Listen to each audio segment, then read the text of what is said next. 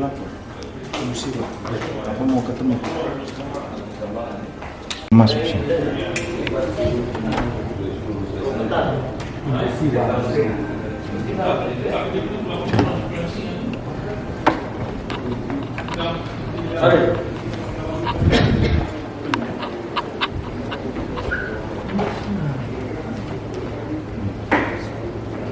Yaudah.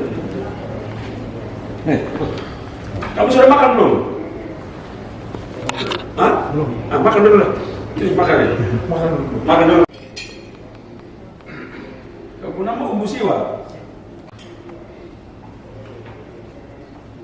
Ayam itu. Ayam itu. Tuh, ambil itu tadi. Tidak ada yang makan lagi. Ambil sudah.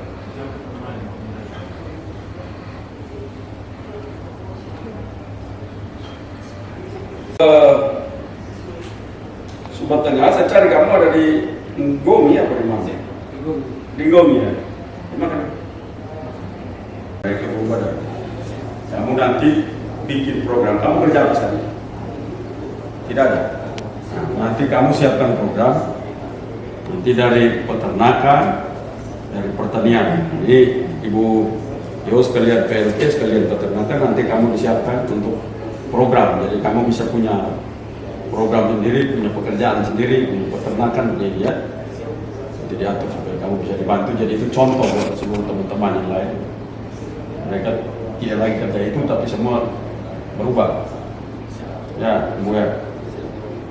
Jadi kamu cerita dulu, bagaimana kamu punya suka dukanya? Ada sukanya, ada duka apa? Saya menjalani penjara. Sejak saya ditangkap, masuk penjara berubah. Saya sekian bulan berubah. Di Ngapu masih saya tumpang lagi kalau saya ke Jakarta. Dari Jakarta baru saya sama.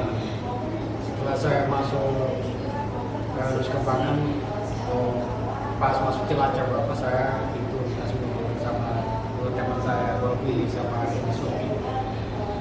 Begitu turun langsung pasang borgol kaki, mati sama tutup mata semua.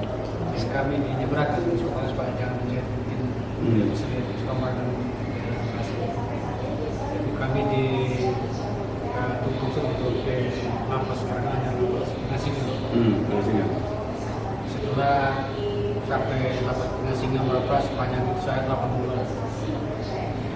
Itu lapas Pengasingan satu kamar satu orang. Jadi lapas ini satu kamar satu orang. Kamar itu tertutup mati. Dari situlah betul kami sepanjang menjalani di Pengasingan selama 8 bulan. Saya 5 bulannya saya sudah mampu lagi. Mampu lagi. Ya, bilang saya sudah lumpuh, Pak. Ketika saya betul-betul saya berseru untuk saya menyatakan di hadapan Tuhan, saya mengaku semua dari kesalahan saya, yang kecil maka yang besar, perbuatan saya mungkin yang betul-betul salah di hadapan Tuhan. Saya nyatakan di hadapan itu, ya seolah ada keajaiban kasih Tuhan. Saat itu juga saya, walaupun saya tidak bisa bangun, tidak bisa jalan, Bapak, tapi saya percaya kepada Tuhan bahwa luar biasa kasih keajaiban Tuhan, sehingga saya bisa selamat dari situ. Waktu mau video call saya bilang saya tidak bisa bangun lagi, Pak. Kenapa? Itu ya, saya bisa bangun lagi, bisa jalan. Kalau bisa dipakai kursi roda. Sepanjang 50 ribu, setelah saya jalan kembali 3 bulan ya. Jam 2 siang, jam 1 siang Pak, sementara saya tidur siang, saya bangun, duduk, langsung kayak ada yang tuntun saya di dalam ruangan itu. Disitulah saya merasakan bahwa benar Tuhan ini ada kasih Tuhan di dalam Pengasingan. Dan semua juga yang dari negara-negara mana ada semua di situ. Tempat pengujian itu di Pengasingan di situ untuk kita itu menyadari untuk tobat itu. Setelah dari 8 bulan saya keluar, saya di klinik, melihat di klinik baru kami dipindahkan ke Karananya di lapas narkotik. Setelah saya di dalam lapas narkotik, ya kami ditanya juga bagaimana di dalam lapas Karananya. Dan sudah kami merasakan kasih itu bertobat. Kami sudah menyadari semua kebutuhan sudah menghasilkan dan tidak bisa mati di dalam kamar itu. Dan seolah macam kalau lihat si Bapak itu lapas sekarang ngasih kali ini macam dikubur hidup-hidup. Jadi kalau macam yang tidak kuat juga Bapak situ bisa 1-2 bulan mati. Gelap. Kalau macam yang tidak ada shot, Gelap. tidak ada ketemu. iya. Jadi kalau macam yang bawa sakit hati pikiran bisa masuk 1 bulan.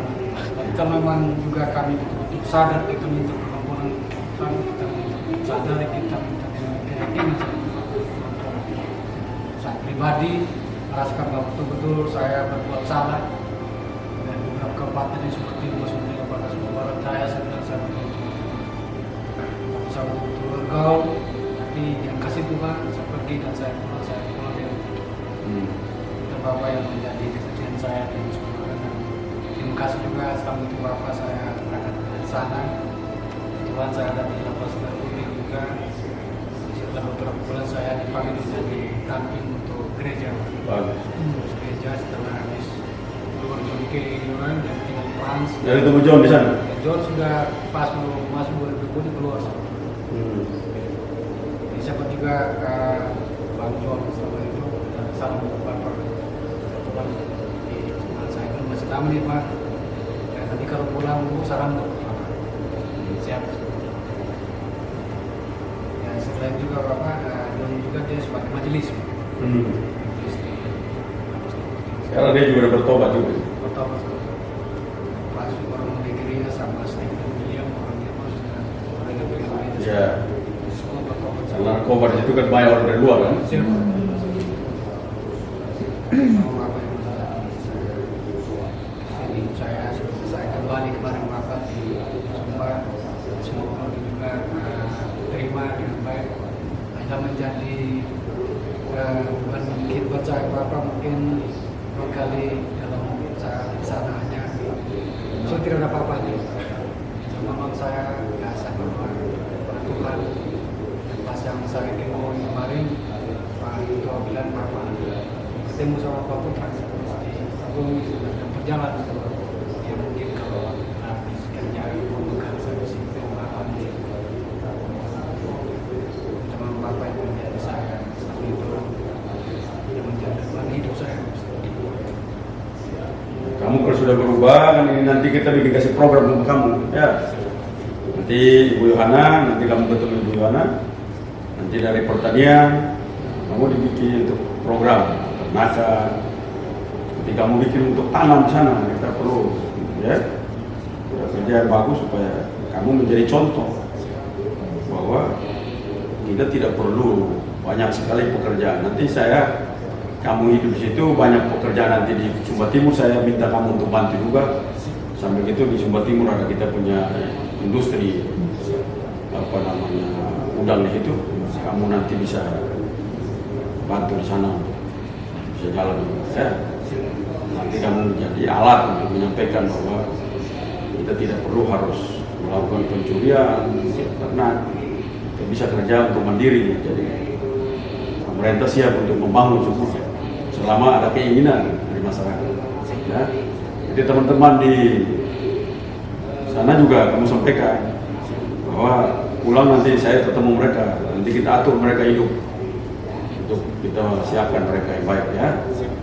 Banyak sekali pekerjaan di Sumba yang kita sedang siap ya.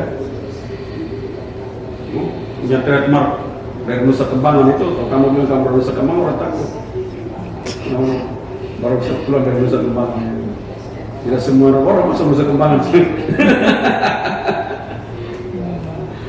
Ya, kalau untuk di level penjahat itu level tertinggi itu, dokter itu masuk itu. Jadi level sudah tertinggi itu kamu di situ.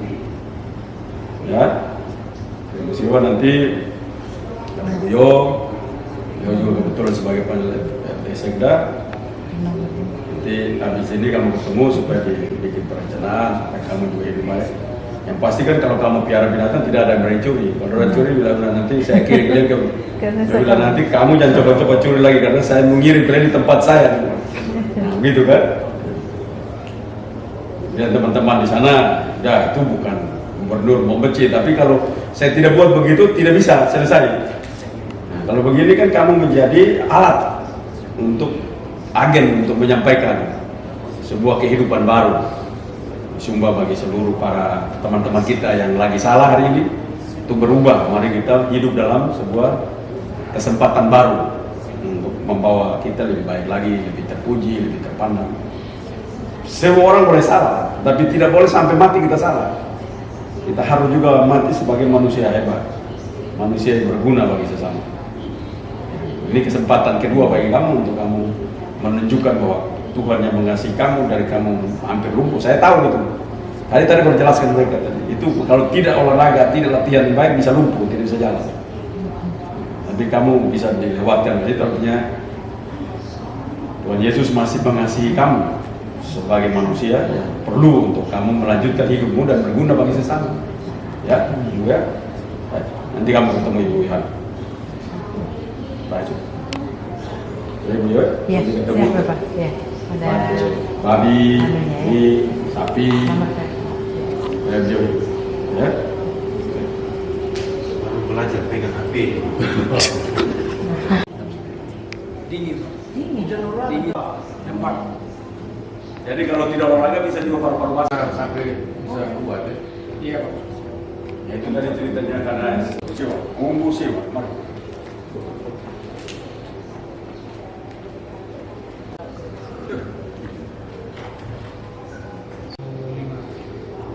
Dan di Nusa Kambangan berapa lama? 3 tahun 8 bulan. Saya sudah WA, Bro. Biasa. Iya.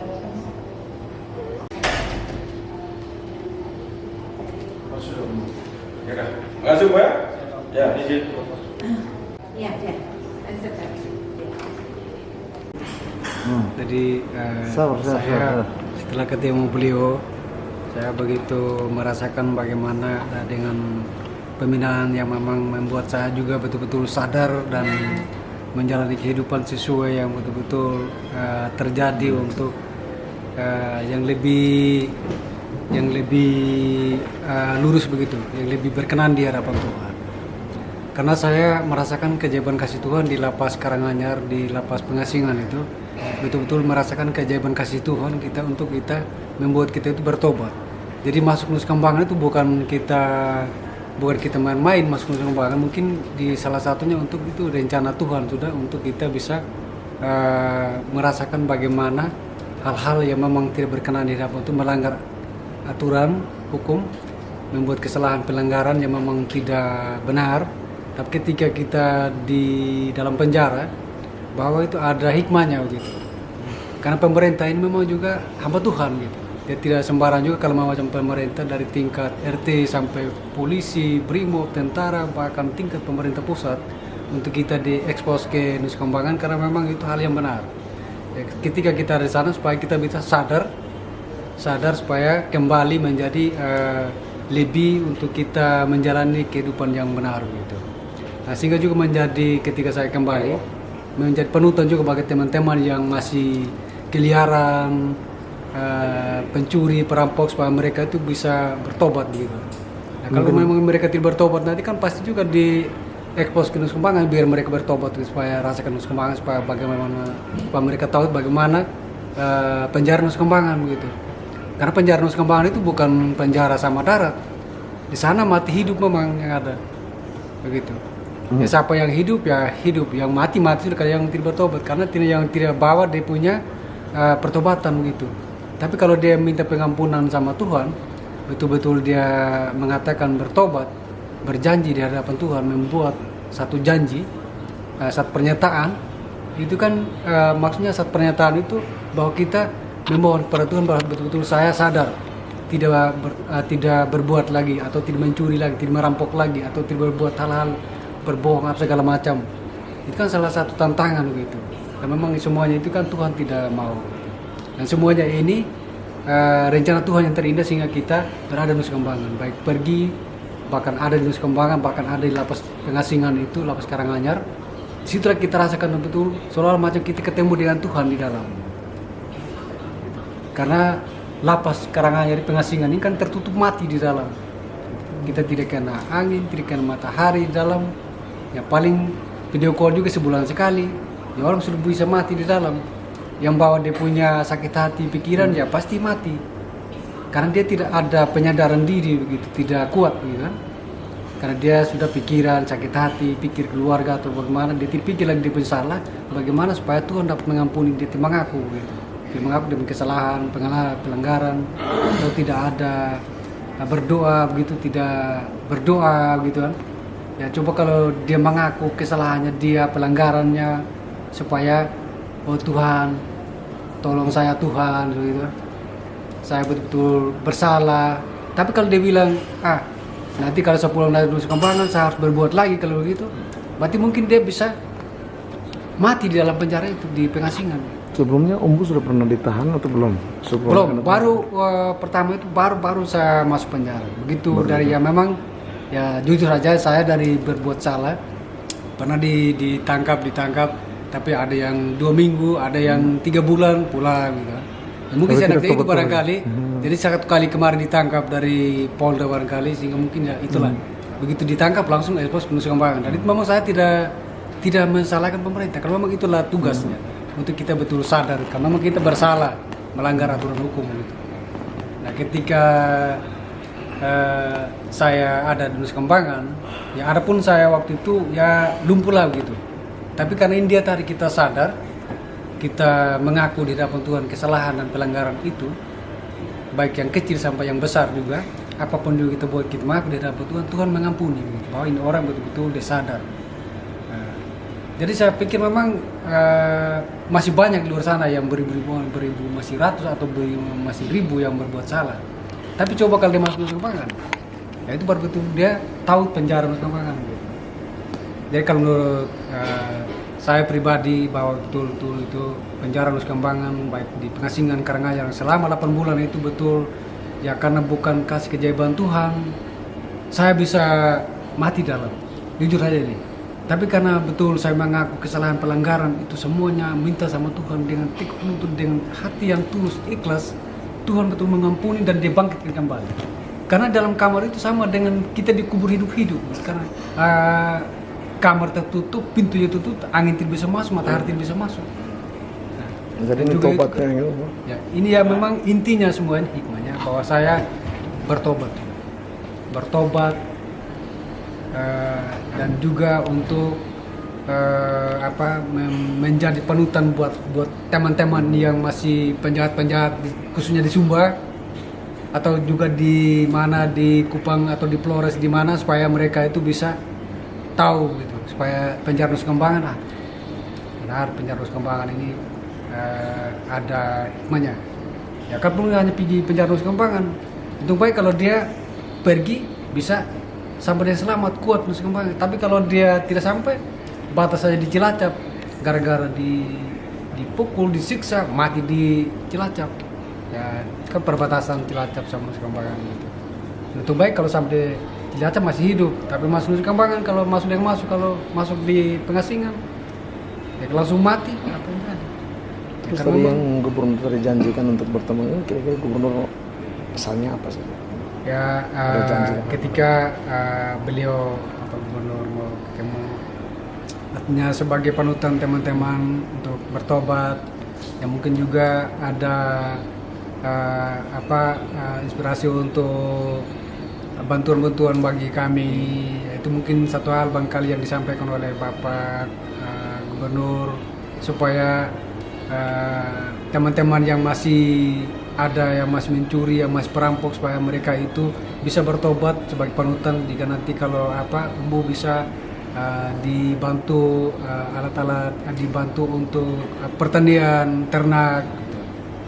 Jadi dari Bapak Gubernur. Dan ini memang satu hal juga buat kami untuk sebenarnya kalau kita lihat juga dari pribadi kami juga ya betul kalau kita sadar kita jalani proses pertanian peternakan itu memang betul yang Bapak Gubernur bilang benar sekali. Nah, ketika Bapak Gubernur bilang untuk kami dibantu, ya kami juga sangat berterima kasih supaya kami merubah pola hidup juga yang baru, ketika kerja sawah, kerja kebun, beternak. Itulah juga salah satu panutan buat kami juga supaya dari pertobatannya kami sebagai di luar sana yang betul-betul yang bersalah pada hal yang lalu. Umur berapa tahun ditahan? Saya 3 tahun 8 bulan. 3 tahun 8 bulan. Anak berapa orang? Anak saya 5 orang. 5 orang. Yang pertama sudah kuliah di tahun depan sudah selesai sekolah pendeta. Ketika saya juga waktu sekolah pendeta, saya sudah 2 tahun di Nusa Kambangan. Lewat video call bapak saya ada sekolah pendeta. Puji Tuhan. Amin, amin. Luar biasa. Sudah memberikan Saya kesaksian di pikirnya gereja. anak saya waktu itu mungkin karena saya tidak ada, mungkin mereka jadi apa saya bilang.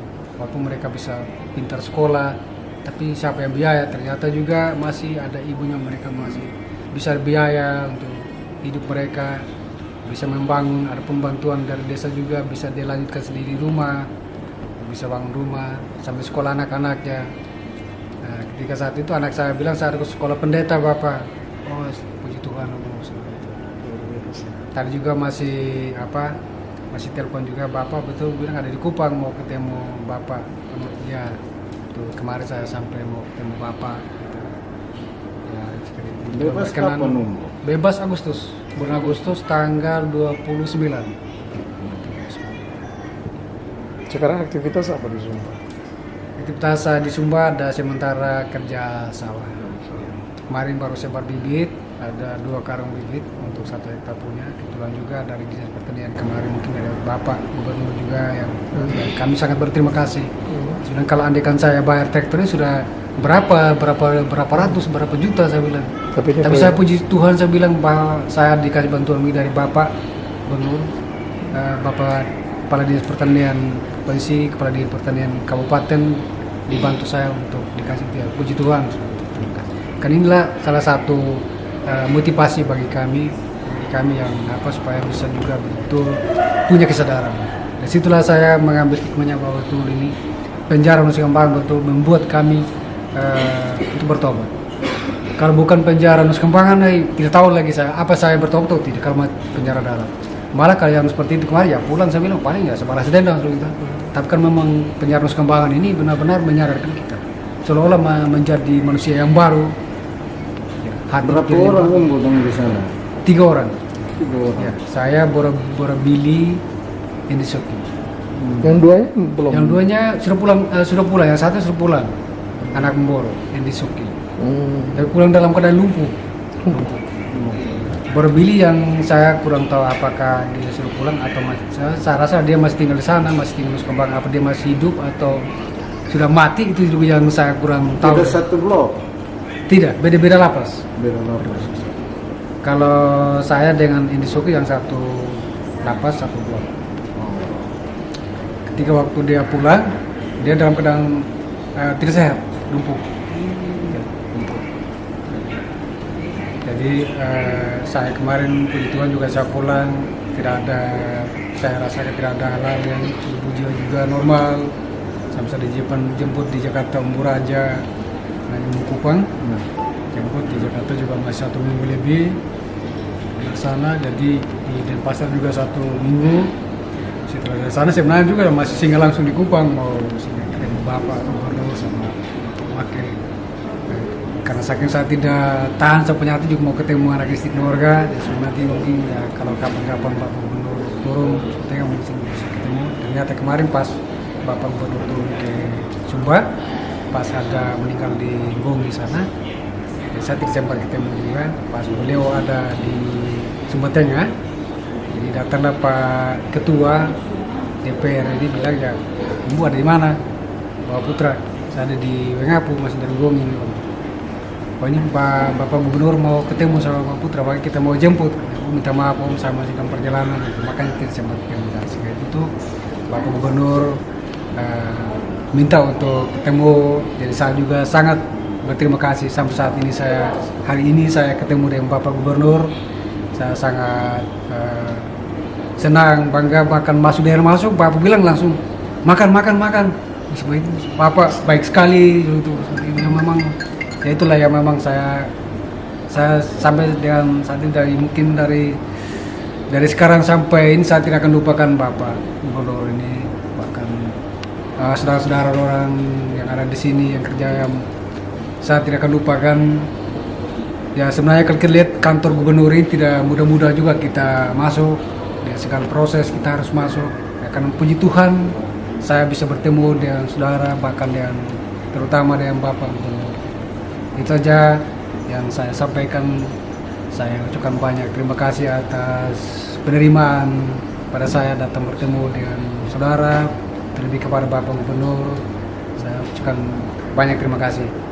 Ya puji Tuhan, nanti kita akan bertemu lagi kapan hari ya. Mungkin juga ada penting-penting nanti juga kali adik-adik saudara saya, anak-anak saya juga nanti mengkali kalau pas mereka juga ada sekolah atau bagaimana. Tolong dulu Pak, tolong dulu saudara, anak-anak saya di sana bisa juga sampai kalau Tuhan berkenan. Itu yang memang sangat penting bagi pribadi saya. Ketika saya pulang di Sumba, apa yang Bapak Gubernur pesan tadi, saya mesti motivasikan teman-teman supaya jangan lagi ada hal-hal yang membuat supaya Kabupaten Sumba Timur, Sumba Tengah, Sumba Barat, Sumba Barat Daya, kita betul bersatu kembali pada hal yang benar. Jangan lagi berbuat hal-hal yang tidak benar,